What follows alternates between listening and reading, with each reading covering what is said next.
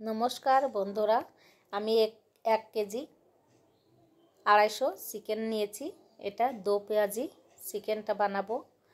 নুন দিয়ে দিলাম, তেল দিয়ে দিছি, হলুদ দিয়ে দিছি, অল্প অল্প করে দিয়েই আমি এটাকে ম্যারিনেট করে রাখবো। 20 থেকে 30 মিনিটের মতন ম্যারিনেট করে রেখে দেব। গ্যাস জ্বেলে দিলাম, কড়াই বসিয়ে দিয়েছি। এবার তেল দিয়ে দেব। এই মাংসটা রান্না করতে যতটুকু পরিমাণ তেল লাগবে ততটুকু পরিমাণই তেল দিয়ে দিলাম। গরম হয়ে গেছে, আমি পেঁয়াজ কুচানোটা দিয়ে দিলাম। পেঁয়াজটা আমি লাল লাল করে ভেজে নেব। এটা তেল ছেড়ে দিয়েছে। টমেটো দিয়ে দিলাম। আমি এটা আদা বাটা দিয়ে দিলাম, রসুন বাটা দিয়ে দিলাম। এটা আমি ধনে জিরের গুঁড়ো ছাড়াই আমি এটাকে রান্না করব, তার জন্য একটু পরিমাণ মতন আদা রসুন দিয়ে দিলাম। হলুদ দিয়ে দিলাম, পরিমাণ মতো নুন দিয়ে দিলাম, লঙ্কার গুঁড়ো দিয়ে দিচ্ছি একটু কালারের জন্য। এটাকে ভালো করে কষতে থাকবো, যতক্ষণ না তেল ছাড়বে ততক্ষণ আমার এটাকে মশলাটাকে ভালোভাবে কষে নিতে হবে। এবারে আমি এই ম্যারিনেট করা যে চিকেনটা দিয়ে দিলাম।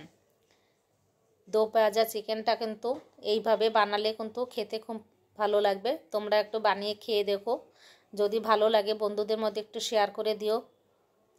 এবার আমি টক দই ফেটিয়ে রেখে দিয়েছি। টক দইটা এবারে আমি এর ভিতরে দিয়ে দেব। আর এই টক দইয়ের ভিতর দিয়ে যা জলটা বেরোবে আমি এই জলের মধ্যেই আমি রান্না করব। আমি এর ভিতরে একটুকু জল আর দেব না। চাপা ঢাকা দিয়ে দিলাম।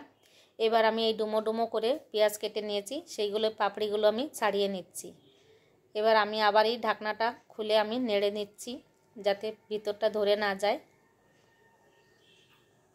দেখো কত সুন্দর কালার হয়েছে। এইটাই যে জল বেরিয়েছে এই জলেই হয়ে যাবে। আমি এর মধ্যে পোস্ত আর কাজু বাদাম বাটা দিয়ে দিয়েছি। দিয়ে এটাকে ভালো করে মিশিয়ে নিলাম। আবার চাপা দিয়ে দিয়েছি। চাপাটা আবার খুলে ঢাকনাটা দিয়ে আবার নেড়ে নেব। এভাবে নেড়ে নেড়ে নিতে হবে, নাহলে তলে লেগে যাবে।